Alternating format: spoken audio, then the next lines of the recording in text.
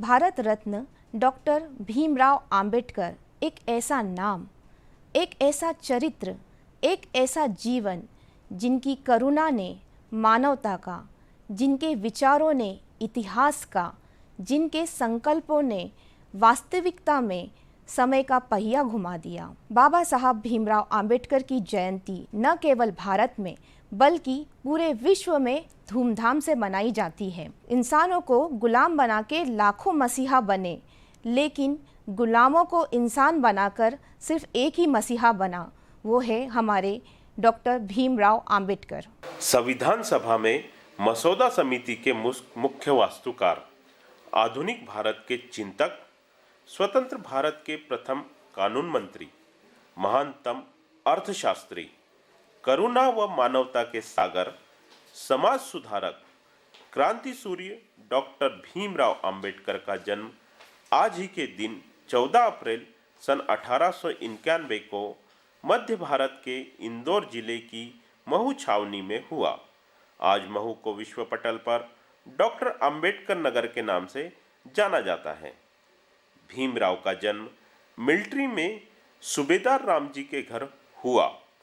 भीमराव रामजी और भीमाबाई की संतान थे। प्यार से उन्हें भीमा कहकर पुकारा जाता। उनका परिवार मूल रूप से महाराष्ट्र के कोंकण प्रांत में स्थित रत्नागिरी जिले के आंबावाड़े गांव से था। उस समय अछूत कहे जाने वाली महाराष्ट्र की महार जाति से होने के कारण उन्हें सामाजिक और आर्थिक रूप से भेदभाव सहन करना पड़ता। उनकी प्रारंभिक शिक्षा जिला सतारा के स्कूल में हुई। उनका सतारा के शासकीय स्कूल में 7 नवंबर 1900 को अंग्रेजी माध्यम में एडमिशन हुआ। पहली कक्षा में प्रवेश लेने के कारण प्रत्येक 7 नवंबर को महाराष्ट्र शासन विद्यार्थी दिवस मनाता है। जाति के कारण बालक भीम को बचपन से ही सामाजिक प्रतिरोध का सामना करना पड़ा। कई बार स्कूल में उन्हें प्यासा ही रहना पड़ता। बचपन में न तो केस कतरनालय में बाल काटना नसीब हुआ और न ही कभी स्कूल के अंदर बैठने का मौका मिला। परिवार की स्थिति इतनी दयनीय थी कि पहनने को ठीक से न तो कपड़ा था और न ही चप्पल थी। बरसात के दिनों में छाता न होने के कारण बालक भीम भीगते हुए स्कूल जाता। अप्रैल 1906 में जब भीमराव 5वीं कक्षा में पढ़ रहे थे, तब लगभग 15 वर्ष की आयु में उनका विवाह 9 साल की रमाबाई से हुआ। भारत में उन दिनों बाल विवाह का प्रचलन था। माध्यमिक शिक्षा के लिए भीमराव का एडमिशन एल्फिस्टन रोड पर स्थित शासकीय हाई स्कूल में किया गया।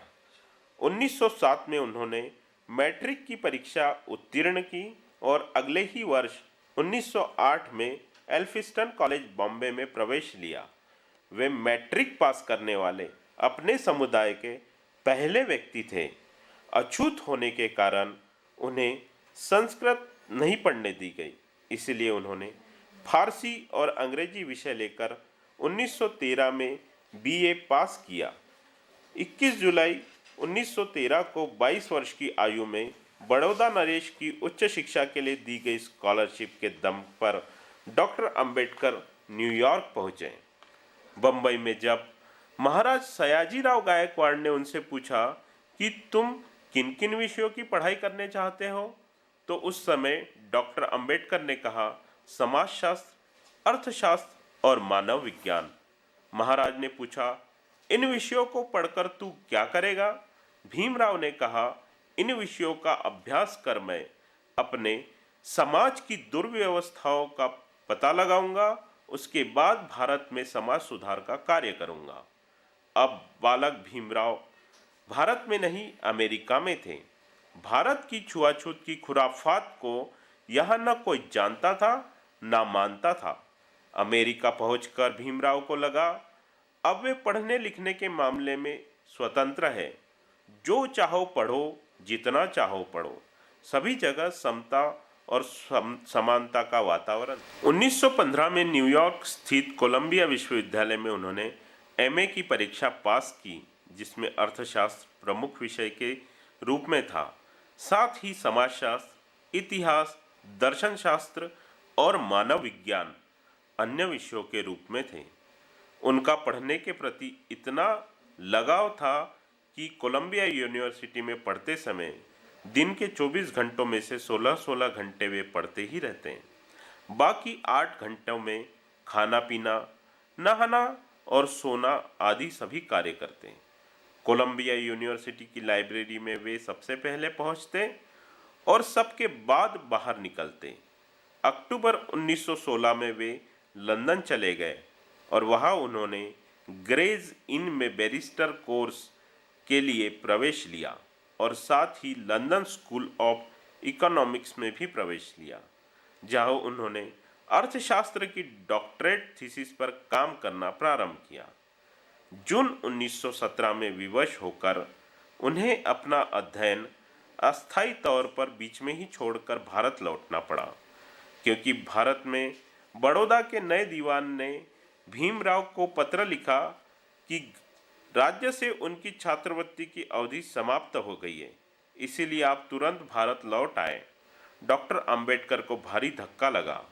लौटते समय उनके पास इतनी अधिक पुस्तकें थी कि वे स्वयं एक अलग नाव में सवार हुए और पुस्तकों को दूसरे नाव में सवार करना पड़ा। बहुत कम लोग जानते होंगे कि भारत में सफाई कामगारों का यूनियन डॉक्टर अंबेडकर ने ही बनाया था और बम्बई म्युनिसिपल कॉरपोरेशन की स्थापना डॉक्टर अंबेडकर के नेतृत्व में ही हुई। महान हितैषी के रूप में डॉक्टर अंबेडकर का नाम सवर्ण अक्षरों में दर्ज होगा। प्रथम विश्व युद्ध के चलते इसे जर्मन पनडुब्बी के द्वारा डुबो दिया गया। लंदन वापस लौटने का मन में संकल्प कर अक्टूबर 1917 से 4 साल के भीतर अपने थीसिस के लिए लौटने की अनुमति प्राप्त कर ली। बड़ौदा राज्य के साथ किए गए करार के अनुसार डॉक्टर अंबेडकर ने बड़ौदा में सेना के सचिव के रूप में काम किया। महाराज उन्हें वित्त मंत्री बनाना चाहते थे, लेकिन अनुभव की कमी के कारण सेना में सचिव पद ग्रहण किया। वहां काम करते हुए उन्हें अत्यधिक जातिगत अपमान का सामना करना पड़ा।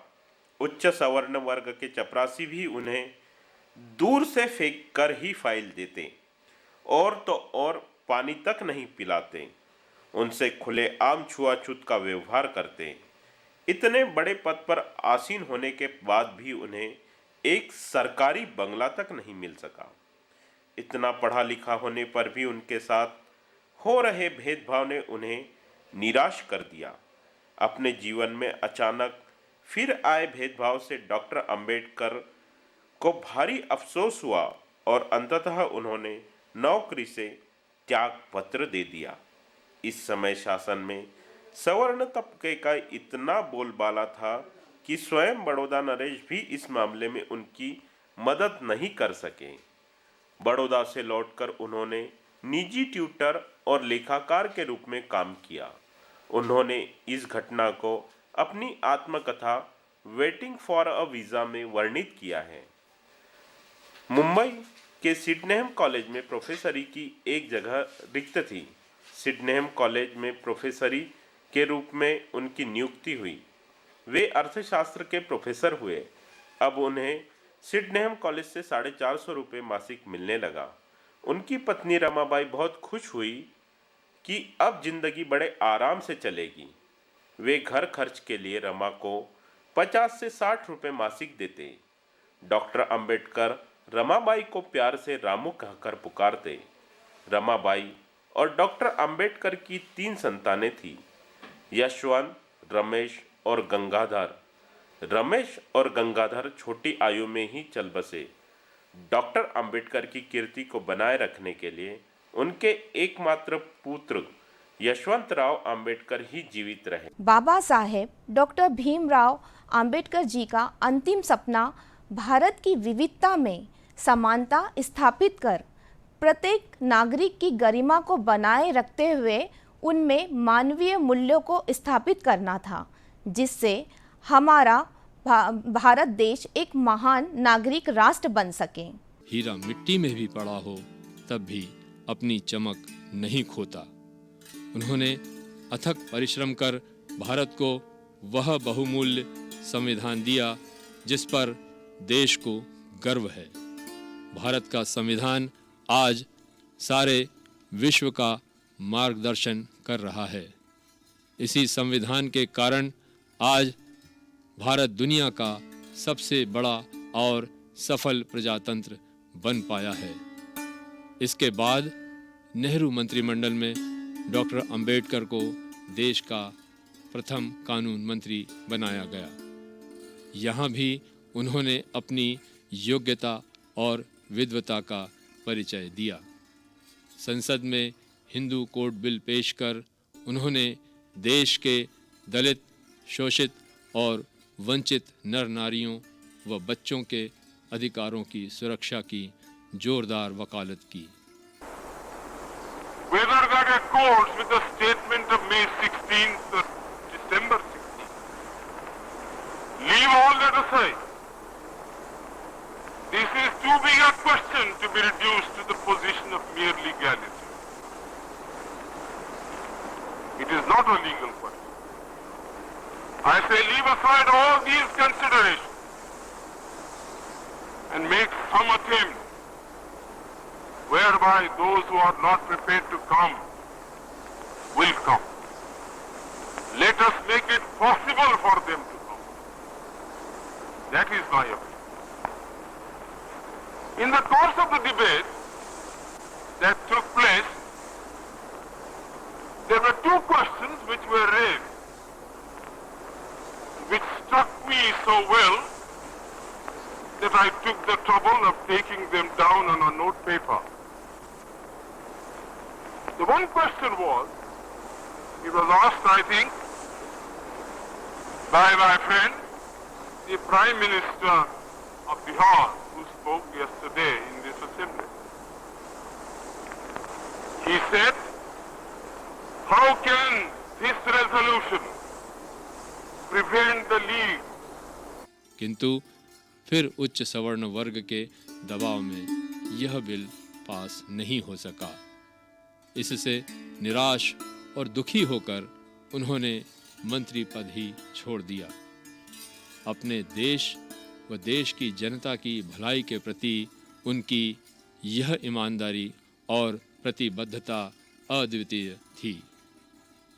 उनके इस कदम से आम जनता ही नहीं अपितु बुद्धिजीवियों में भी उनकी एक विशिष्ट छवि निर्मित हो गई। देश की दलित और पिछड़ी जनता उन्हें अपना मसीहा और ईश्वर मानने लगी। जीते जी किसी व्यक्ति को ईश्वर तुल्य मान लेना शायद इतिहास की पहली घटना थी। इन सारी उपलब्धियों के बावजूद भी डॉक्टर अंबेडकर का मन बड़ा अशांत रहता। वे सदैव भारत की शोषित, पीड़ित और दलित जनता के बारे में ही सोचा करते कि कैसे इस वर्ग को उनके विधि सम्मत अधिकार दिलाए जाएं और किस तरह उनका चहुमुखी विकास किया जाए। नौकरी से उनका मोह भंग हो गया था। वे समझ गए थे कि भारत के दलितों की दशा सुधारने के लिए उन्हें ही आगे आना होगा और फिर उन्होंने दलितों और वंचितों की लड़ाई लड़ने के लिए कमर कस ली। अपने इस अभियान की शुरुआत उन्होंने महाड़ चौदार तालाब आंदोलन तथा नासिक के कालाराम मंदिर में दलितों के प्रवेश हेतु आंदोलन चलाकर की। इसमें उन्हें जनता का अपार सहयोग भी मिला और सारे भारतवर्ष का ध्यान उनकी ओर गया। अपने अभियान को गति देने के लिए उन्होंने मूक नायक, बहिष्कृत भारत और जनता जैसे अखबार निकाले। अपने ओजपूर्ण लेखों के माध्यम से उन्होंने दलितों में सामाजिक चेतना का बिगुल फूंक दिया। सारे देश में उनके इस अभियान ने खलबली मचा दी। उन्होंने विभिन्न विषयों पर अनेकों पुस्तकें लिखीं, जिनमें शूद्र कौन थे और गांधी तथा कांग्रेस ने दलितों के लिए क्या किया जैसी पुस्तकें प्रमुख हैं। उन्होंने अपने जीवन के अंतिम समय में भगवान बुद्ध और उनका धर्म नामक विख्यात ग्रंथ लिखा। यह ग्रंथ आज गीता और बाइबल का दर्जा प्राप्त कर चुका है। इसमें बुद्ध के मानवीय और वैज्ञानिक पहलू को उन्होंने बड़े ही सारगर्भित और सशक्त तरीके से प्रस्तुत किया। यह ग्रंथ उनकी शोध प्रतिभा का भी बहुत बड़ा प्रमाण है। उन्होंने पीपल्स एजुकेशन सोसाइटी और बुद्धिस्ट सोसाइटी ऑफ इंडिया जैसे सामाजिक व शैक्षिक संगठन खड़े किए। बाद में दलितों में राजनीतिक चेतना जागृत करने के लिए रिपब्लिकन पार्टी ऑफ इंडिया का गठन किया तथा चुनाव भी लड़े। ये सारी संस्थाएं आज भी अपने अभियान में जुटी हुई हैं और उनके अधूरे सपने को पूरा करने का प्रयास कर रही हैं। अपने समाज सुधार आंदोलन के दौरान डॉक्टर अंबेडकर को अनेकों अवरोधों का सामना करना पड़ा। उस समय के बड़े बड़े समाज सुधारकों से उनके विचार विमर्श होते थे, किंतु उन्होंने महसूस किया कि सतही तौर पर सभी लोग जाति और वर्ण व्यवस्था को अनुचित मानते हैं, लेकिन सीधे तौर पर इसे समाप्त करने की बात कोई नहीं करता। यहाँ तक कि महात्मा गांधी जैसे महान व्यक्ति को भी जब उन्होंने वर्ण व्यवस्था की वकालत करते पाया तो उनका हिंदू धर्म से मोह भंग हो गया। उनका मानना था कि हिंदू होकर भी यदि मैं सार्वजनिक तालाब का पानी नहीं पी सकता, मंदिर में प्रवेश नहीं कर सकता, सवर्णों के साथ उठ बैठ नहीं सकता, मुझे छूने से लोग अपवित्र हो जाते हैं, तो मेरा हिंदू होने का क्या लाभ? इससे अच्छा तो हिंदू न होना ही है। यहीं से उन्होंने भीम गर्जना की कि मैं हिंदू के रूप में पैदा हुआ हूँ, लेकिन हिंदू रहकर मरूंगा नहीं। उन्होंने अपने बाद के वक्तव्य में स्पष्ट भी किया कि वे हिंदू धर्म के नहीं, हिंदू धर्म में व्याप्त जाति व्यवस्था, वर्ण व्यवस्था और ब्राह्मणवाद के विरोधी हैं। अपने विचारों की दिशा निर्धारित करने के बाद डॉक्टर अंबेडकर ने लंबे समय तक सभी धर्मों का गहन अध्ययन किया। अंत में बौद्ध धर्म को उन्होंने संपूर्ण मानवता का कल्याणकारी धर्म पाया, जिसमें जातिगत या वर्णगत ऊंच नीच नहीं है और जो केवल व्यक्ति और वर्तमान को महत्व देता है। इसी कारण 14 अक्टूबर 1956 को उन्होंने नागपुर के विख्यात दीक्षा मैदान पर अपने लाखों अनुयायियों के साथ बौद्ध धर्म अपना लिया। उनका मत था कि भारत के दलितों के लिए बौद्ध धर्म से बेहतर कोई धर्म नहीं हो सकता, क्योंकि यह धर्म इसी धरती पर जन्मा है। ऐसा करके उन्होंने इस देश को सांस्कृतिक तौर पर टूटने से न केवल बचाया, बल्कि पूरे विश्व के भारत से सांस्कृतिक संबंधों को मजबूत करने में अपना महान योगदान भी दिया। उनके इस कृत्य से देश कभी उर्ण नहीं हो सकता। देश व समाज के लिए जीवन भर कार्य करने वाले डॉक्टर अंबेडकर अपने स्वास्थ्य पर ठीक से ध्यान नहीं दे पाते थे। इसी कारण उन्हें अनेकों बीमारियों ने घेर लिया था। इसी में से एक मधुमेह की बीमारी भी थी। धीरे धीरे यह बीमारी उन्हें ग्रस रही थी। फिर भी वे पूरे मनोयोग से अपने लेखन कार्य में लगे रहते थे। लेकिन एक दिन वे अंततः नियति से हार गए। 6 दिसंबर 1956 को दिल्ली स्थित अपने निवास 26 अलीपुर रोड में उनका महापरिनिर्वाण हो गया। उनके निधन के समाचार ने सारे देश को स्तब्ध कर दिया। दलित और शोषित जनता के आंसू थम नहीं रहे थे।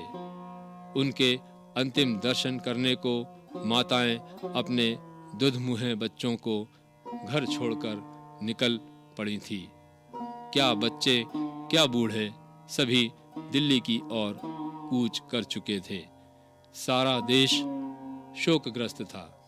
तत्कालीन प्रधानमंत्री पंडित जवाहरलाल नेहरू ने बड़े ही भावुक मन और रुंधे गले से कहा था कि उन्होंने अपने देश का एक हीरा खो दिया है। अब दूसरा अंबेडकर दुनिया में कभी पैदा नहीं हो सकता। दिल्ली में जब उनकी अंतिम यात्रा निकाली गई तो लोगों का ऐसा सैलाब उमड़ा कि जिसने इतिहास ही रच दिया। इससे पहले किसी की अंतिम यात्रा में इतनी बड़ी संख्या में लोग कभी शामिल नहीं हुए थे। दिल्ली से वायुयान के द्वारा उनके पार्थिव शरीर को मुंबई ले जाया गया, जहां चैत्य भूमि दादर में उनका अंतिम संस्कार बौद्ध रीति रिवाजों से किया गया। यही चैत्य भूमि आज अंबेडकर वादियों का एक और तीर्थ स्थल बन चुकी है। हर वर्ष 6 दिसंबर को यहाँ लाखों की तादाद में देश भर से लोग आकर उनके प्रति अपने श्रद्धा सुमन अर्पित करते हैं। तो ये था भारत रत्न विश्व भूषण डॉक्टर भीमराव अंबेडकर जी की जयंती पर विशेष कार्यक्रम। रजनी गजबिये और दूरदर्शन भोपाल की टीम को अब आज्ञा दीजिए। नमस्कार।